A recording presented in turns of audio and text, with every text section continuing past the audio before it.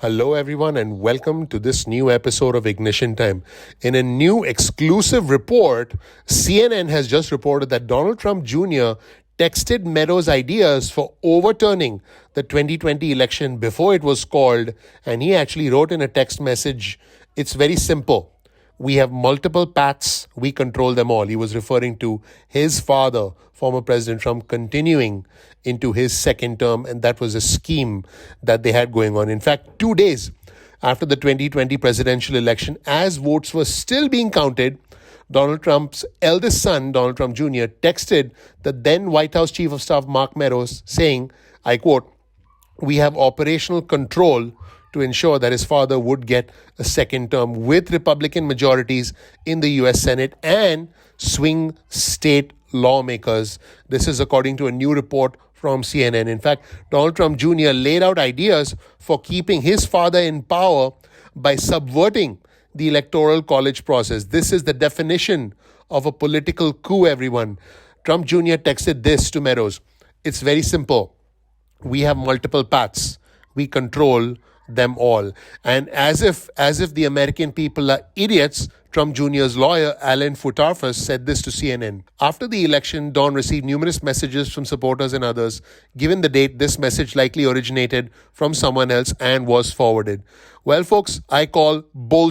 Well, it's clear that Donald Trump Jr. and his lawyer think that the American people are idiots. In fact, the November 5th text message actually outlines a strategy which is identical to what essentially team of lawyers, who, by the way, were all a bunch of jokers, including the one and only Rudy Giuliani. What they did was they filed lawsuits in multiple states. By the way, all these lawsuits were overturned.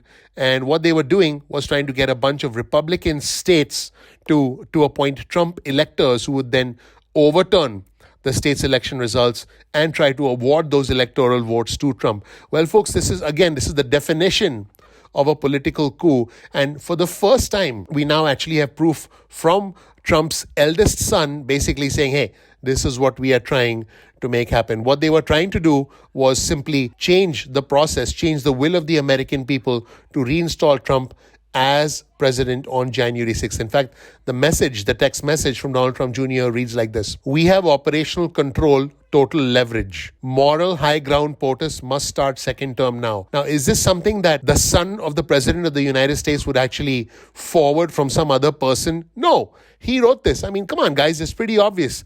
This is a text which is very revealing on a number of levels. This actually shows that people closest to former President Trump were already exchanging ideas on how to overturn the election days after the election, months before what happened on the 6th of January, way before all the votes were even counted.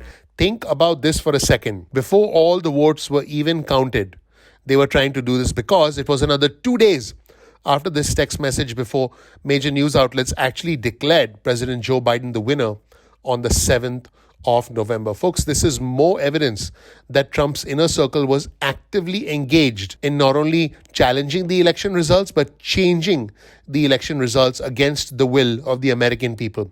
In fact, not too long ago, on the 28th of March, Judge David Carter, who, by the way, is a federal judge in California, said that Trump, along with conservative lawyer John Eastman, launched an unprecedented campaign to overturn a Democratic election, calling it a coup in search of a legal theory. Folks, this is a federal judge in California who used the phrase, this was a coup in search of a legal theory.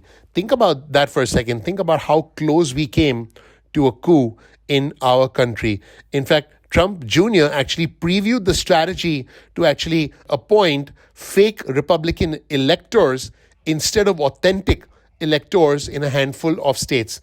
That plan was eventually orchestrated and carried out by allies of the former president and overseen by the clown lawyer Rudy Giuliani. So this basically was their statement, folks. In fact, Trump Jr. texted Meadows that Congress should intervene on the 6th of January and overturn the will of voters if for some reason they were unable to secure enough electoral votes to tip the outcome in Trump's favor. And that option, according to Trump Jr.'s text, was a scenario when neither Biden nor Trump would have enough electoral votes to be declared a winner, and that would prompt the House to vote by state party delegation, with each state getting one vote. And he said, this is what Trump Jr. texted: Republicans control 28 states, Democrats 22 states. Once again, Trump wins. He texted, we either have a vote we control and we win, or it gets kicked to Congress 6th January 2021. Folks, the insurrection on the 6th of January was the second attempt of this illegal coup. Yes, folks, there's a lot more to this story. I will provide you with a link to the resource from CNN. Now, by the way, before you jump to a conclusion and dismiss CNN as fake news, this was actually reported. Keep in mind, this was actually reported to the January 6th committee, and Trump Jr. has not denied these texts. I will repeat this one more time. Trump Jr. has not denied these texts. I believe that what Trump Jr. and his lawyers are trying to do is try and brainwash the American people into believing that all their actions were legitimate. They were trying to subvert. They were trying to change the actual democratic process that leads to free and fair elections. Were there some shenanigans in the election? Absolutely, but not enough to change the outcome of the election. Let's be objective here. If we believe that the actions of Don Jr. are legitimate, I believe that the brainwashing of the American people has really succeeded from these clowns, from these corrupt individuals who are trying to subvert the process of free and fair elections. Folks, no country is perfect. I can tell you, no country, no system is perfect. But this is new proof that we really came close to the edge as a country. In fact, Trump refused to concede in the days and weeks after the 2020 elections. He was actually considering firing FBI Director Christopher Wray, and he was trying to fire Dr. Fauci as well, and then appoint people that he felt were friendly to him, maybe even explore the results of the elections, have the FBI, have the Justice Department try and challenge the results of the election. And so overall, there were many things that were going on behind the scenes to try and subvert the rule of law, to try and not only challenge, but to override, to overcome, to neglect,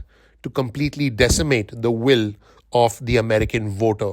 Thank you so much for watching. Please click like, please click subscribe, please enable notifications. Let me know what you think of this shocking news. Let me know in the comment section below. Thank you so much for watching. I appreciate you. I'm looking forward to seeing you in the next episode of Ignition Time. Take care. Bye.